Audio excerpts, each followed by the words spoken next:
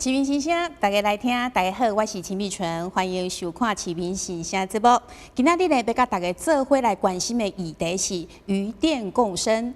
讲到这个渔电共生哦，就是呢，从这个养殖渔业，也有热能、太阳光电哦，做一个结合的能源再生的一个政策吼，买当讲是一个转型啦吼。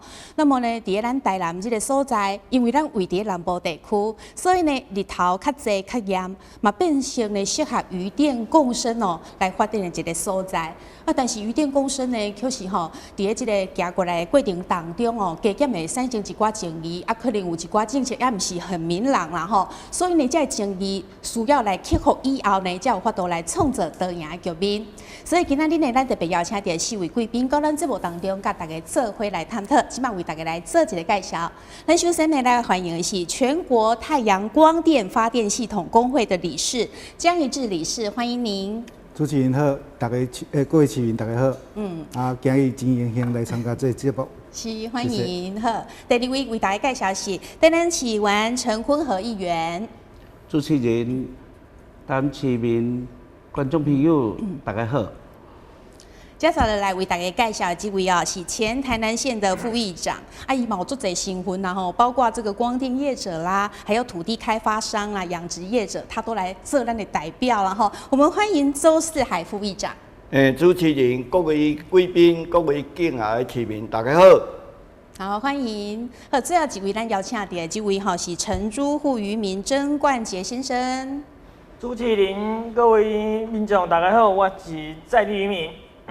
好，欢迎冠杰啦吼，欢迎4位贵宾到咱节目当中。好，咱伫个即马节目一开始吼，为特别互咱的观众朋友较来了解讲，到底咱今仔日要讲的渔电共生是啥物吼？咱先透过影片带恁做伙来了解。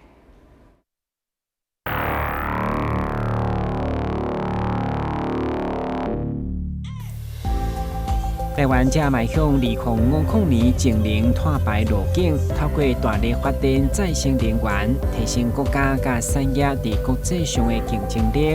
而太阳光电担负上重要的角色，其中渔电共生则承担了4.4吉瓦的目标，大约会当产生将近40亿度电。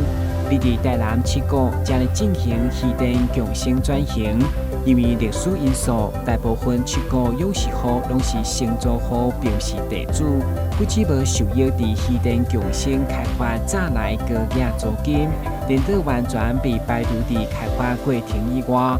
渔民无奈讲，7股渔民输甲痛苦，因为法律保障土地所权人，有时户的生产工具被光电商甲地主摕来交易，却一点仔拢无讲话空间。虽然政府承诺要求光电商甲地主保障养殖户的权益，不过渔民普遍反映光电业早就已经绑定地主，并且将早日新的养殖团队。除了承租户失去战场，目前在地养殖产业链恐惊嘛将一并被汰换，被迫离开产业。为了解决渔电共生伫地方造成的冲击，7股地方认为政府应该赶紧设立光电总量管制目标，成立跨局处协调机制，并制定台南市光电驻地条例，呼吁政府伫开发光电时需要更较侪公众讨论甲长期评估。7股未来应该由民众共同决定，不应该只是热能发电这条路。究竟台湾的能源转型政策如何落实？渔民权益如何保障？文化观光产业如何兼顾？如何创造光电产业地主甲渔民三赢局面？这个节目做伙来探讨。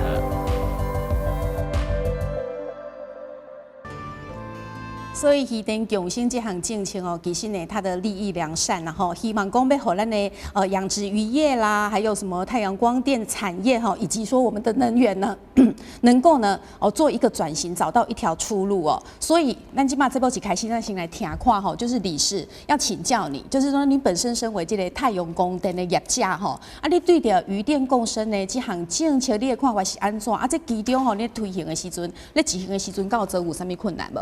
是。这鱼电共生吼，其实是一个土地会使做2项以上的使用，这对咱台湾土地来讲是一个好的代志。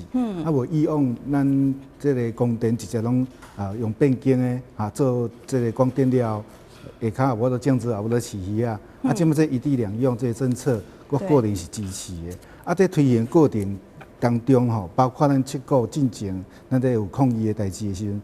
啊，甲咱中央个经济部、内政部，啊，甲农委会遮有去咱7股遮来地方来了解，其实都是沟通问题。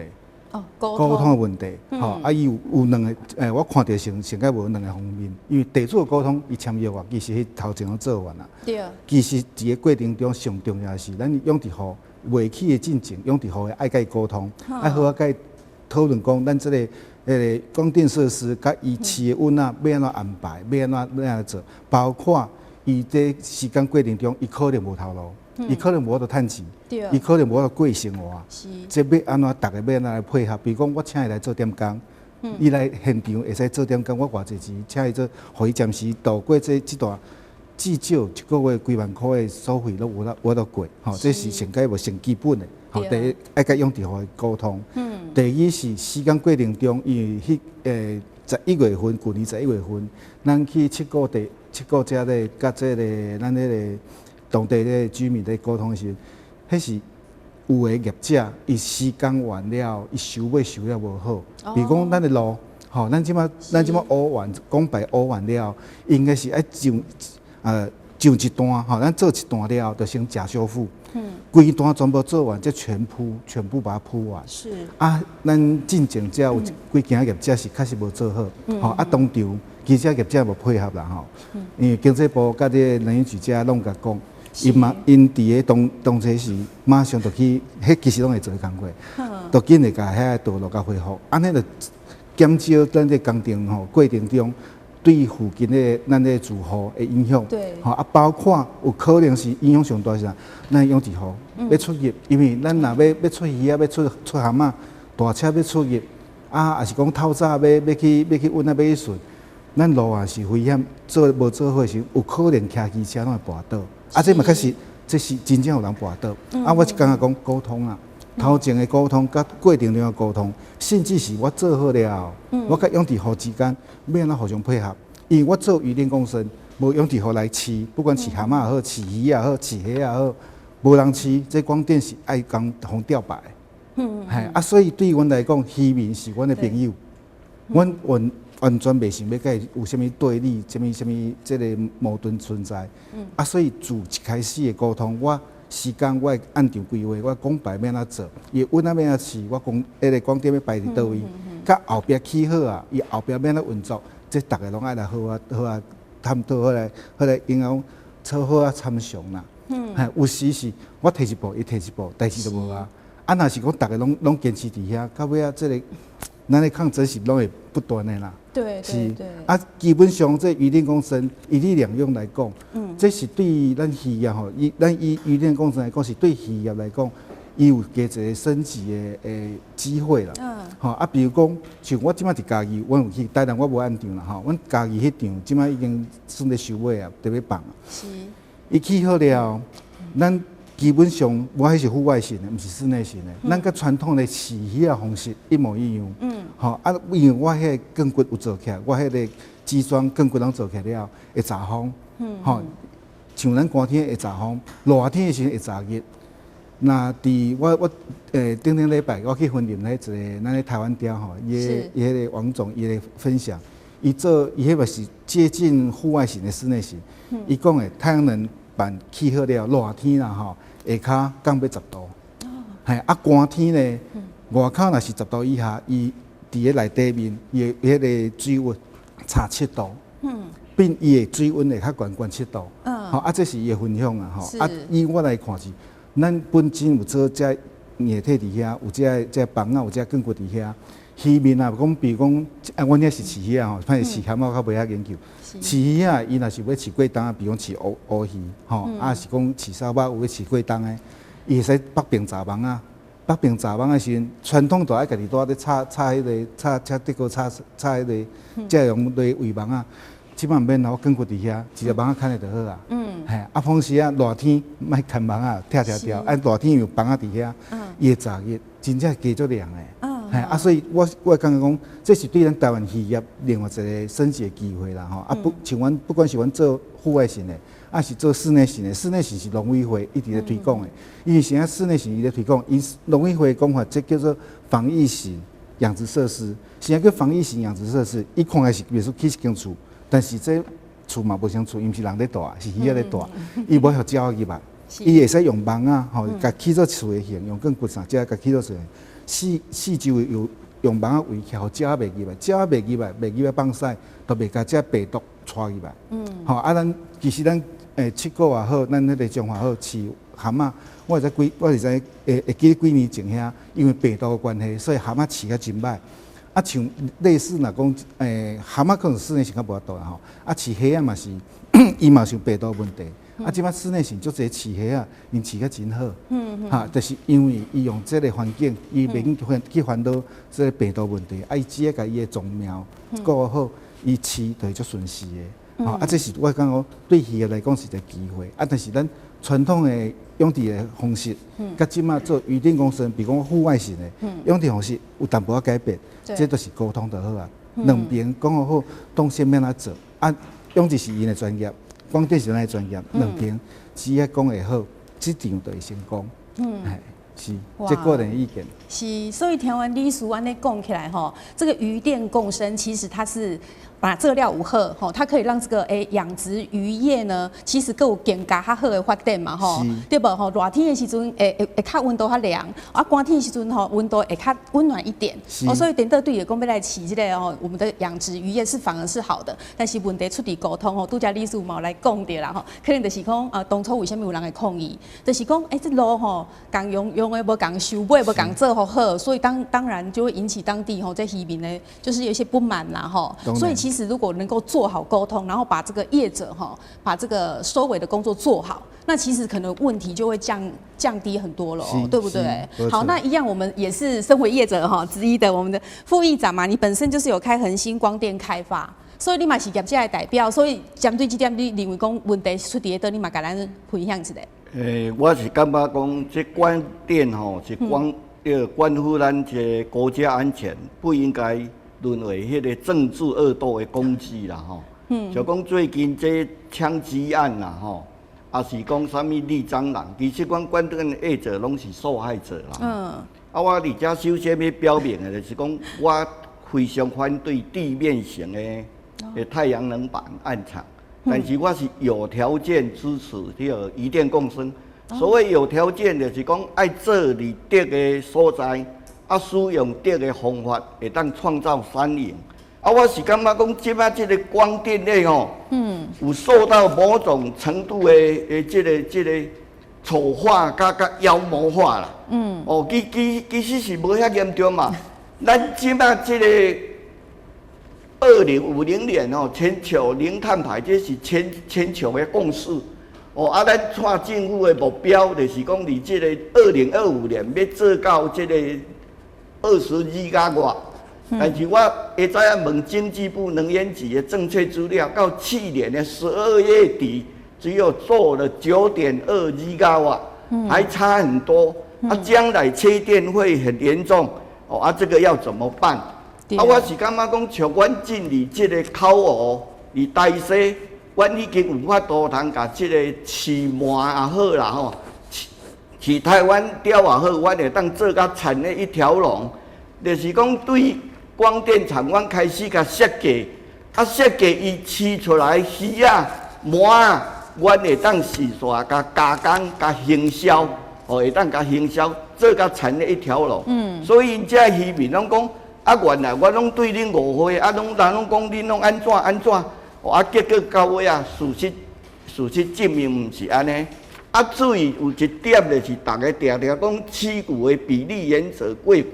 我伫遮借这个机会，甲咱乡亲做一个报告，因为7股的面积是参原台南市遐尼大啦吼。我苏当时无做副议长的时阵，我去台南上班3个月。我的工课就是甲台南的土地3800几公顷，交登去哦财政部国产署，7股就占要到3000公顷啦。其实我是感觉讲废弃盐滩，即摆伫7股还阁有2/3以上，应该充分利用这废弃盐滩，千万唔通甲一寡好园做地面型的，甲一寡好阮啊做地面型的，这将来是历史的罪人啦。但是废弃盐滩，你去7股甲看，大概还阁有2000公顷，已经荒废差不多40栋。这是非常不应该、非常可惜的代志。所以我是做一个结论啦，就是讲这渔电共生值得推广，但是一定我去强调，要做在对的所在，用正确的方法。感谢各位观众，谢谢。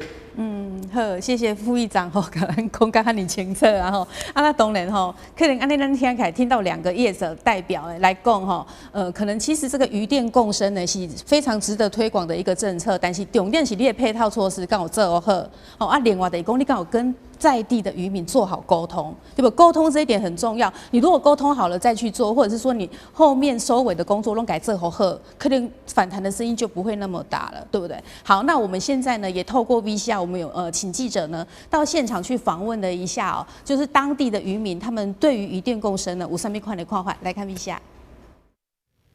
说实在的，渔电共生对我们大七股来讲是一个创伤啊，怎么讲呢？因为他们政府提供的这个渔电共生，全面性对国家政策可能是很好，可是你今天有一个重大的建设要到七股来发展的话，最少要办一个公听会，可是政府这一点就没有做得很完整。他每次的公听会都是渔民要来有一点那个活动，他才会来结合渔民说要怎么把这个事情解决。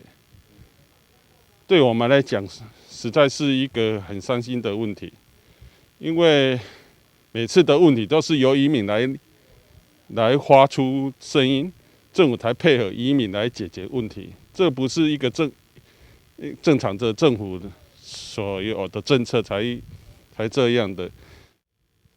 我是承租户，你要进来，我要生存嘛，我要养家糊口。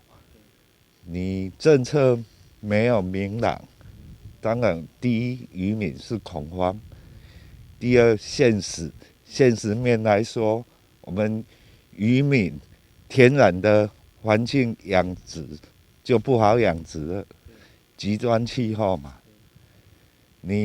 我们需要阳光，太阳能板也需要阳光，那它会冲击到我们，它把一部分遮蔽了，我们也是要下血本啊。我们除了恐慌，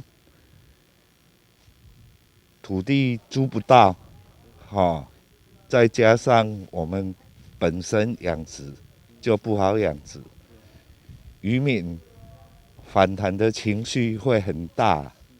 60亿其实算养殖种地所以但是它介入光电之后，对实际上的他推的政策跟实际层面，我觉得不太一样。因为你如果在那个沿荒地已经不能种植、不能养殖的地方开发光电，我觉得这很合理。但是你在一个养殖种地上增加更多的麻烦，它盖上去的光电之后怎么处理？它也到现在我不确定有没有明确说主要就是我觉得第一个是租金嘛，第二个是人员还有它后续的污染。当然光电会推光电是因为国家政策嘛，所以有时候也是推不掉啊。但是他找地方的那个点，我觉得可以需要在更多的人去关注它，不是现在有些人说我这里想申请光电，然后我就可以申请。好了，我们最后这个看到这个画面就是冠杰嘛，哈，冠杰就是当天也有接受我们记者的访问啦，哈。那因为时间当时呢，说短短的时间，所以你不够讲得清楚。那现在让你讲得更清楚一点，来代表渔民发声一下。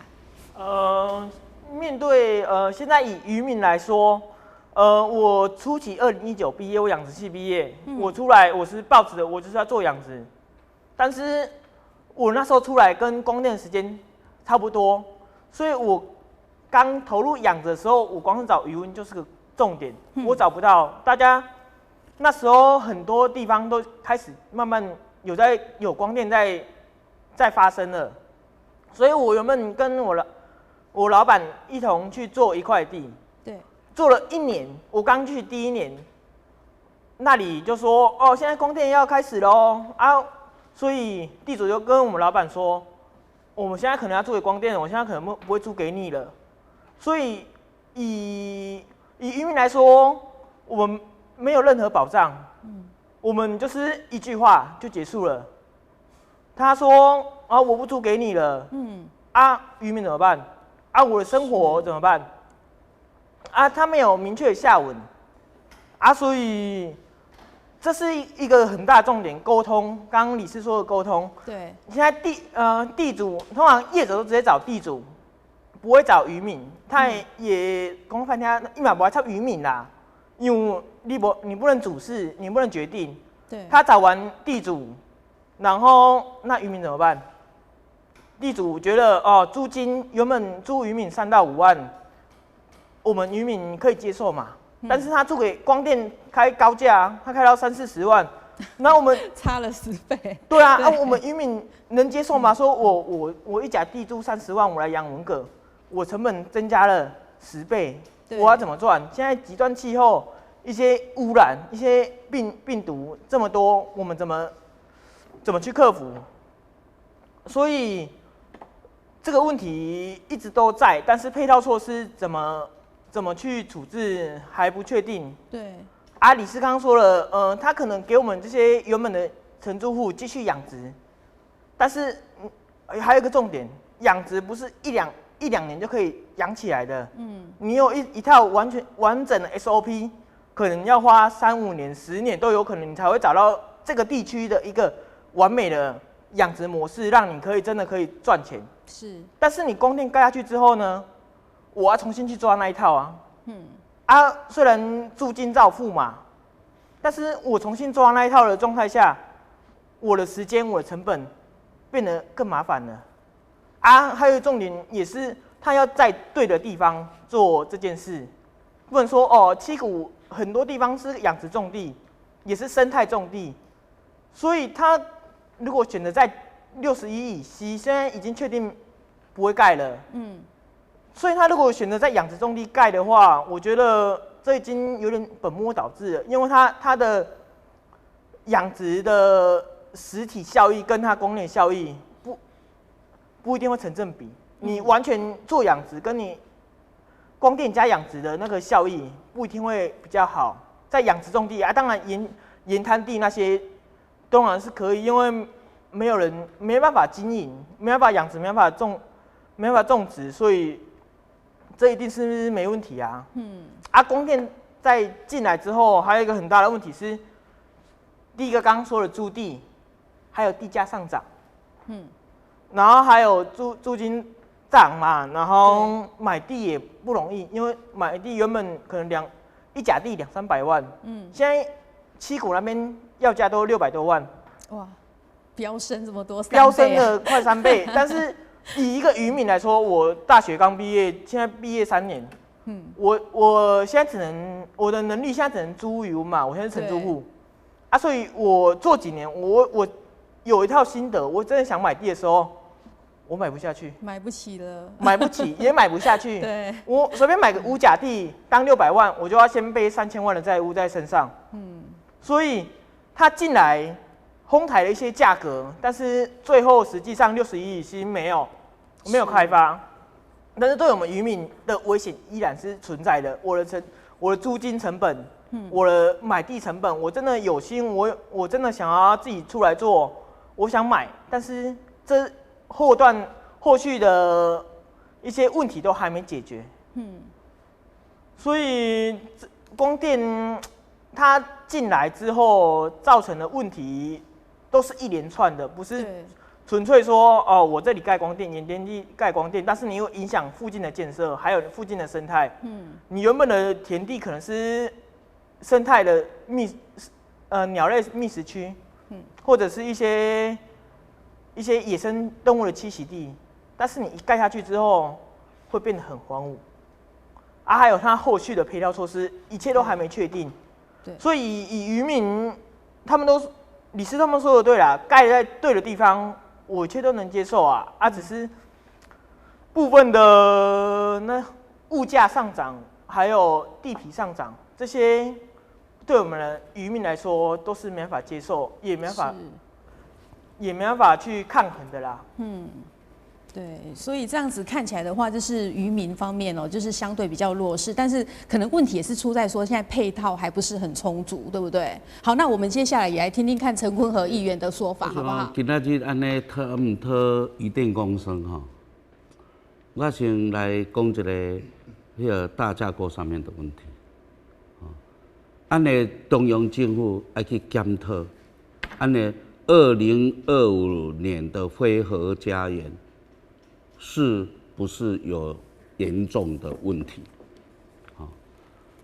日本遭受核能的伤害，因废核，再恢复核能。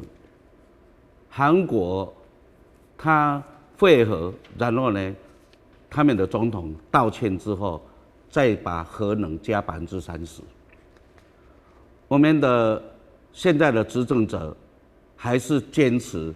2025年非核家园，2025年非核家园替代能源20吉瓦，20吉瓦的替代能源，伫按目前7个将军北门合格台南市已经建制准的3.5吉瓦。前几天临时会，咱的市长讲，要20%3.5。那台南市负担替代能源3.5%。原来还阁想要从61号以西，原来可以建制3吉瓦，安尼多好，6.5%。天威1吉瓦天然气发电，三雄再加1吉瓦天然气发电，总共8.5吉瓦。提按台南的土地种电，我请教台电了后，原来按台南如果这哪拢进行发电了以后，我们的电可以南电北送。所以这个市长，这个市政府来1吉瓦的电，要牺牲。拄则安苏爱兄副议长有讲到，地面有哪地产地顶悬会种做一个，会饲鱼仔的所在，你若甲种电，安尼1000公顷换1吉瓦。我们就拿土地来当发电厂就好了。我们还可以南电北送，所以呢，我一直要叫咱台南市政府请咱呢好好去中央行政院讲，全国的各县市应该要负担多少的替代能源？20吉瓦，我们现在台南市已经3.5了，阁要继续嘛？这是第一个问题。第二个问题，按讲到渔电共生，拄则副议长有讲一个最重要的问题：什么事情可以做的话，那要到对的地方，不是任何代志拢做伫倒拢会使。今仔日婚林，我民国70年伫婚林驾册，我75年离开婚林，我70年伫婚林驾册。我72年退伍的时阵，婚林的地层，我伫口湖牛肉港，也就是成龙、金模，拄则呢讲的口尾所在，地层下陷了2公尺，2公尺哦，按7个没有下陷，为什么？7个没有抽地下水。按有盘点渔电共生的优先重电区，7个没有任何1公顷。按的合格，原来第108年盘点了921公顷，落尾手堆加到1300公顷优先重电区，但是按的合格，重电没有那么快，但是7个已经种1500公顷。土地大无唔对，但是比例嘛已经上过分啦吼。那当然，今仔日按呢拄则讲的，拢真进步的渔电共生。但是我要讲，已经种啊遐咧，已经进电了，1000多公顷，迄有像安尼吗？目前种电的有像拄则安尼业者所讲的吗？无一项有，然后一项有带去看。所以呢，今仔日为什么大家拢会共同的问题，要来种电啊，沟通不足，而且要该对的地方去种电，而不是呢看到哪一个地方嫩啊，对就去种电。所以因为7个土地大，阮迄个周副议长，阮苏爱兄拄则有讲啊，阮的海边遮本来温啊哦，到摆的时阵，还阁1公顷120万呐。种电买落的时阵吼，开始拄220万起跳，啊，种超过600万。所以呢，等于呢，互咱遮的实际要养殖的，伊根本一世人无法度买温啊。那去甲看，遐的地主拢是好野人，吼，地主足少善良人，因为一口温啊，上只爱3公顷到5公顷，那因为这毋是拄则讲种田的，种田讲2分地的种田一个温啊，一口温啊，那2分地、3分地，迄边啊种饲温啊，迄饲不到规模啊。所以呢，温啊，伊一口温啊，爱2公顷、3公顷、5公顷安尼，它才能够禁止养殖规模。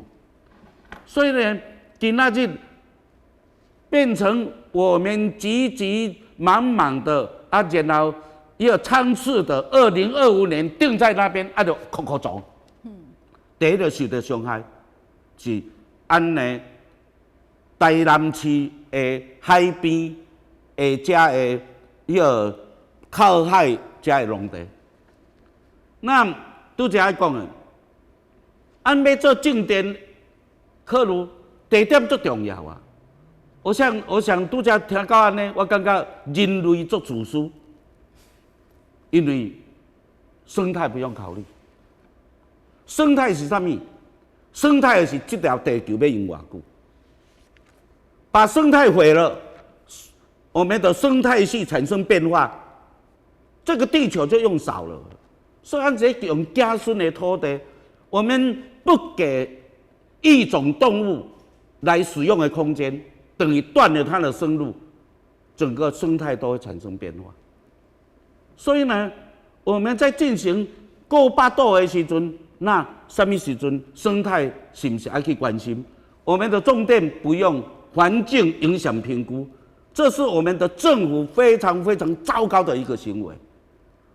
按要起一个道路，按要做一个建设，按爱来进行环境影响评估，按连200公顷、300公顷的重电区给种了。不用环境影响评估，而且呢，直接变成事业用地做变更了，怎么会这样？而且政府这种做法未免太鲁莽，而且是一种残暴，对我们的生态是一种霸凌行为。我想这种霸凌行为都在我们的这些年轻的渔民，他们有深深的感受到，因为伊要倒转来，我们的市长讲说，希望呢，我们年轻人回来清创啊。那他们也觉得养殖条件很好，会来养殖。那你就要问讲，为什么7股阮这少年家要倒来养殖？这就是大家爱去良心去看的代志。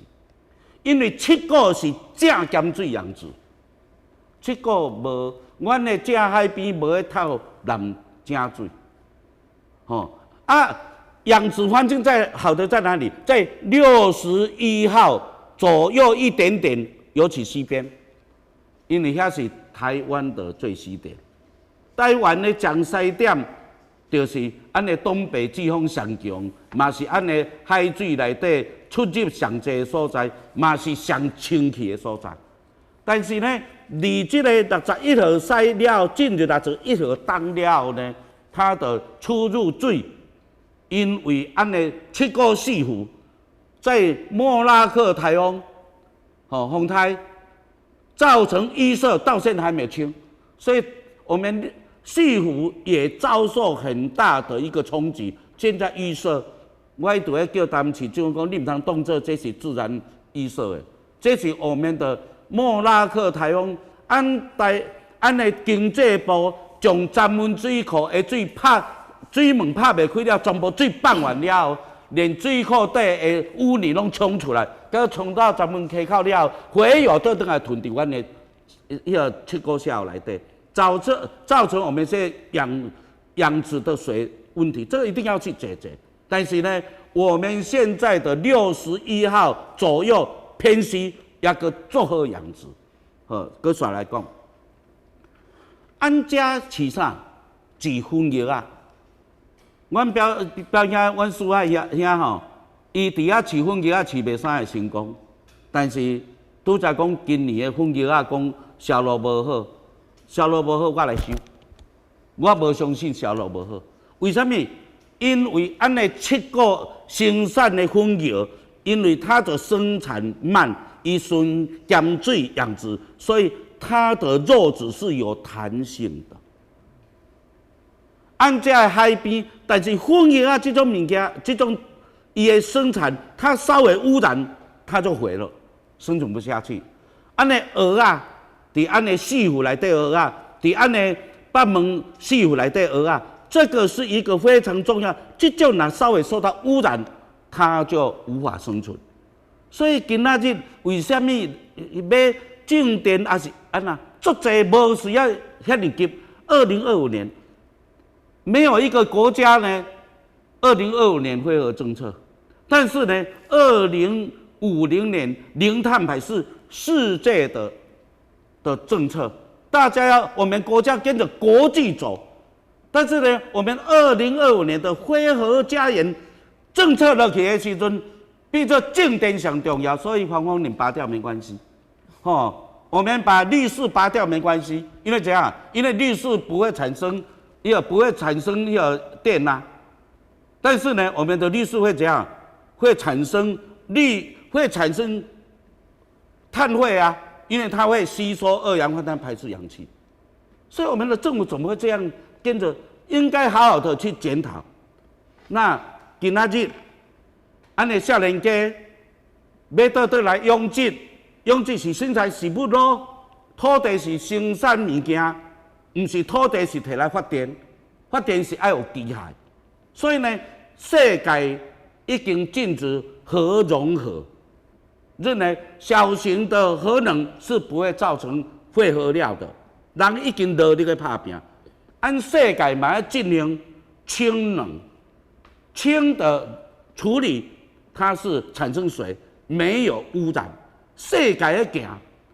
所以呢，按那台电，大概讲2050年的那个零碳排，我们的台电已经定2040年零碳排了。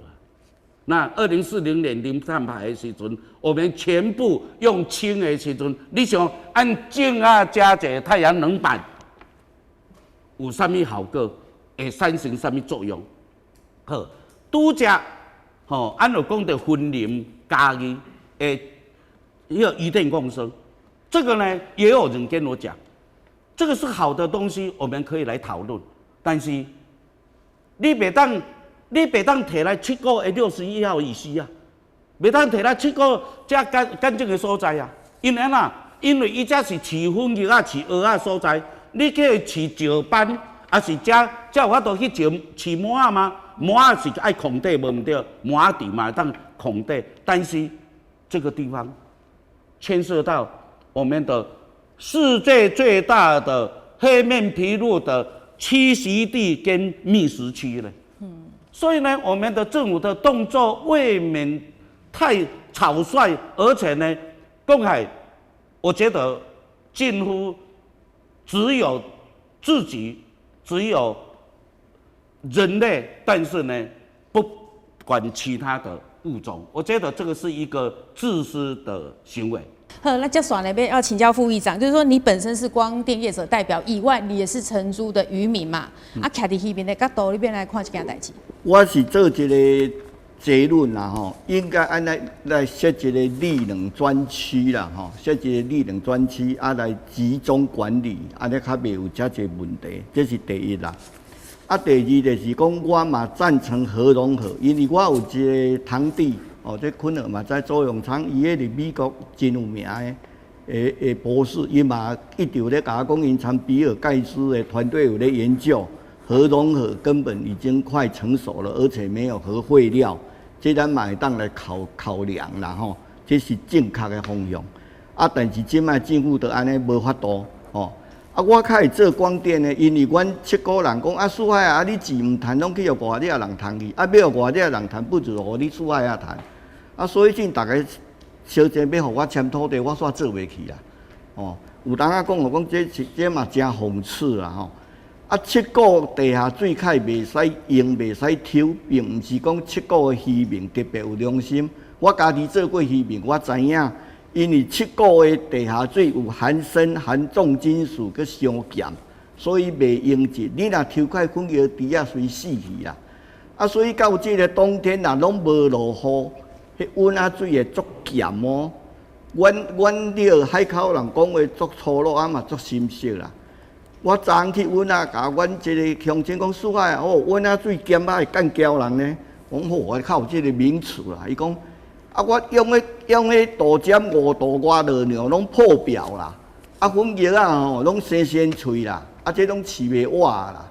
哦，这是嘛一个真大的问题，所以。我咧甲讲，以后转型来饲即个红瓜鱼吼，伊就真有兴趣，讲要找时间参我去迄个水底寮遐找迄个地档的了解一下。啊，另外一个上重要的就是讲，咱即个城主府的代志，我爱回应一下吼。阮即摆伫婚姻甲7股有一个做法，阮若去签土地，拢甲原城主府讲将来，阮若委托经营了，吼，像国产企业，就是讲原城主妇绝对优先续租，继续互因做。而且呢，就讲阮离即个家己，哦，有迄个租金本底是6万块的，啊，阮大甲收3万就好。但是伊的产值不但没有减少，更提高。讲起来啦，即个渔电共生有影响的是放粉叶啊，因为伊40%会打落即个温仔头15%，会影响15%。即粉叶啊无晒着日吼，迄水素素试验足久啊，绝对会比白壳的饲袂起来吼，原来无肉啦吼。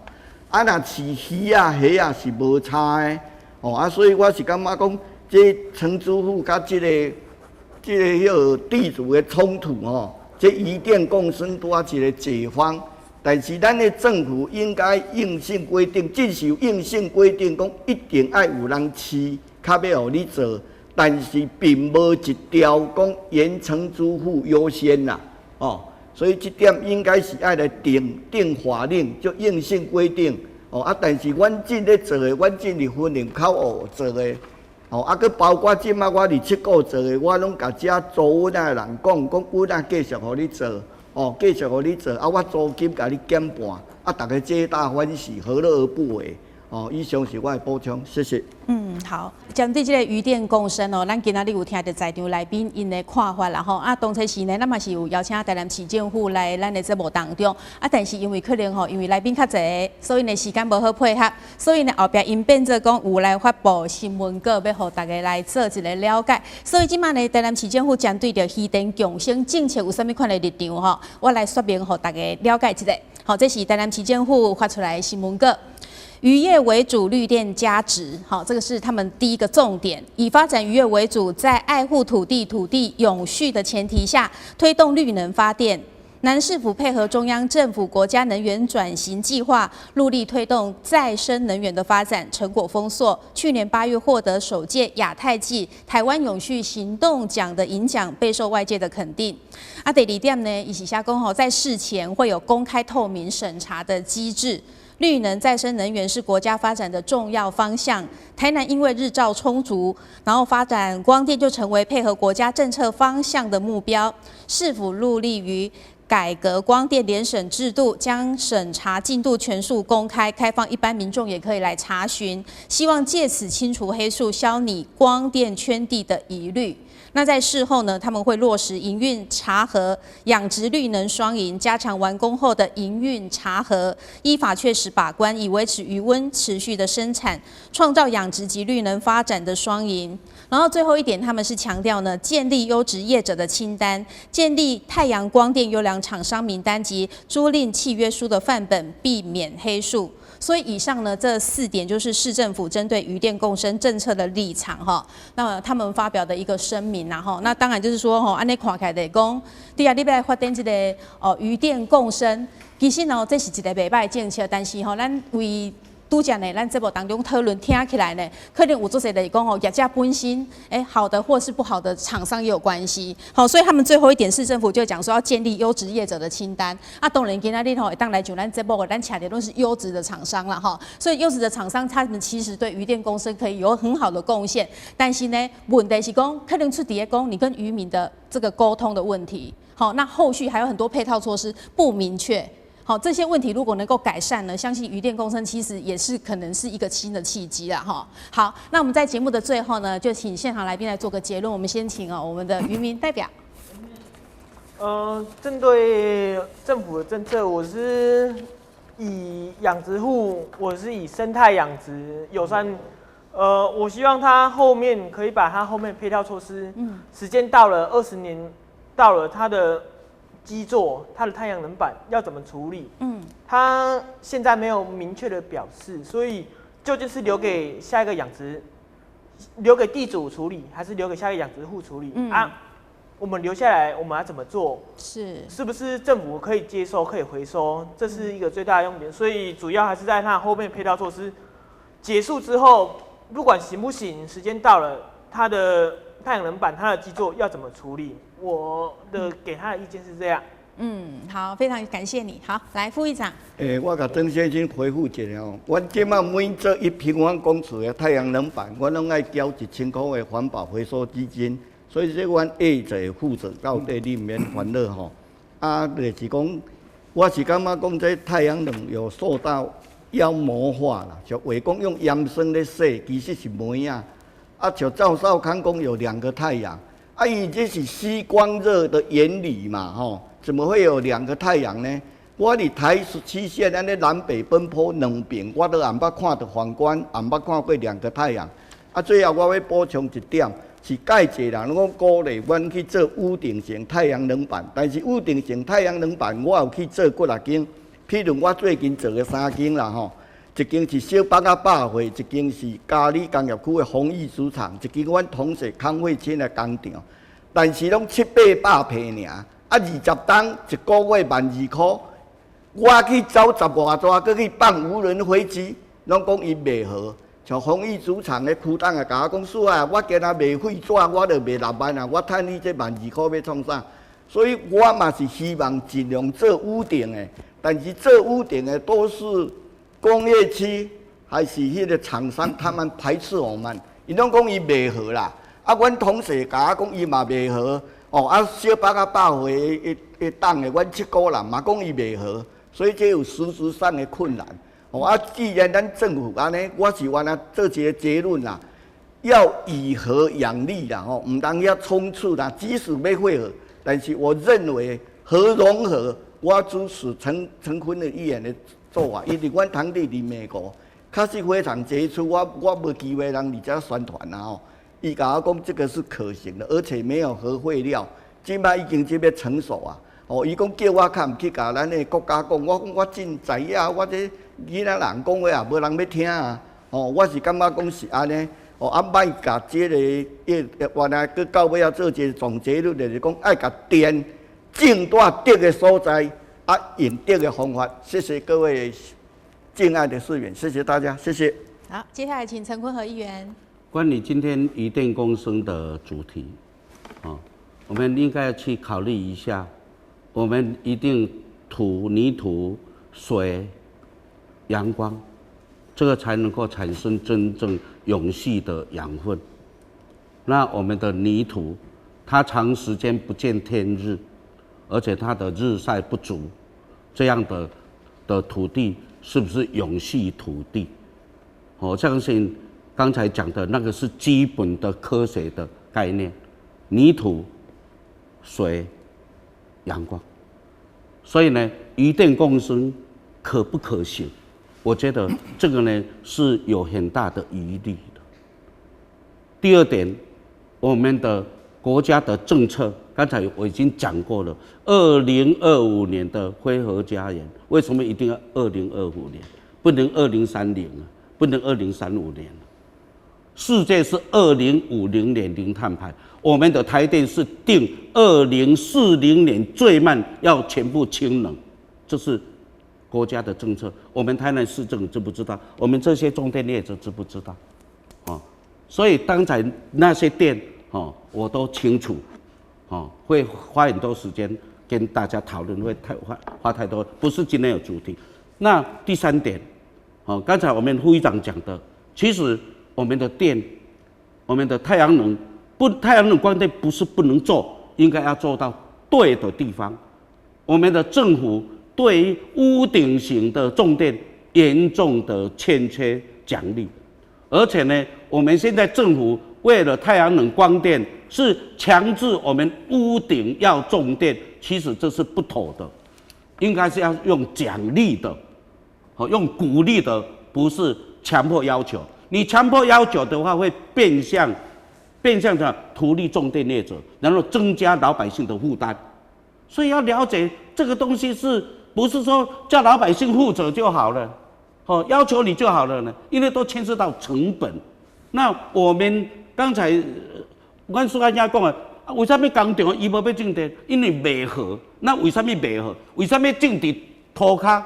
因为我甲报告，因为我们的渔电共生也好，我们的基桩打在泥土上面，我们不用申请建造，我们不必营造厂，不必按照营造法规，我们不需建筑师，我们只要申请一个光电的公司，我们就可以从事重电业。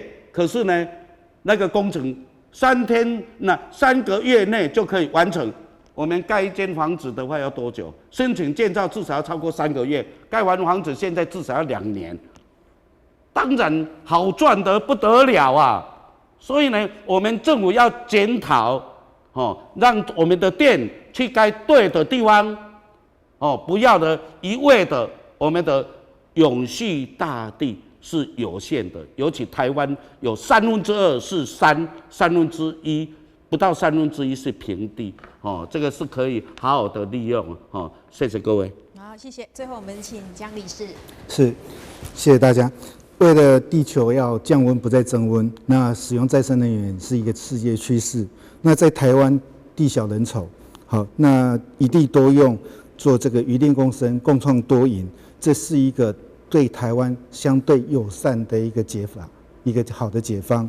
那渔电共生一路走过来，我们从2018年走到现在，其实还有不断的很多瓶颈在做突破，在做改善。那至少在沟通上面，跟养殖户也好，跟居民的沟通也好，我们都已经把它定到法规。那业者多做沟通，多主动跟在地沟通，我相信这些误会就可以做适度的一个解开，那让大家享受到一个干净的能源，又能够享受到稳定的渔产。谢谢。好，咱感谢现场4位来宾今仔日到咱节目当中，所以今仔日呢透过咱市民时下节目，咱有听到业者的代表，也有渔民代表、民意代表等等的声音啊，所以呢，这个渔电共生、渔电共生这个政策到底是不是有法度好好啊推行落去？相信呢，伫个配套方面、沟通方面，啊，佮有足侪需要来改进的所在呢，若是该做好，相信这个政策应该当创造多赢的局面。好，再次感谢各位来宾到节目当中，嘛感谢观众朋友的收看，市民时下节目伫遮告一段落，咱再会。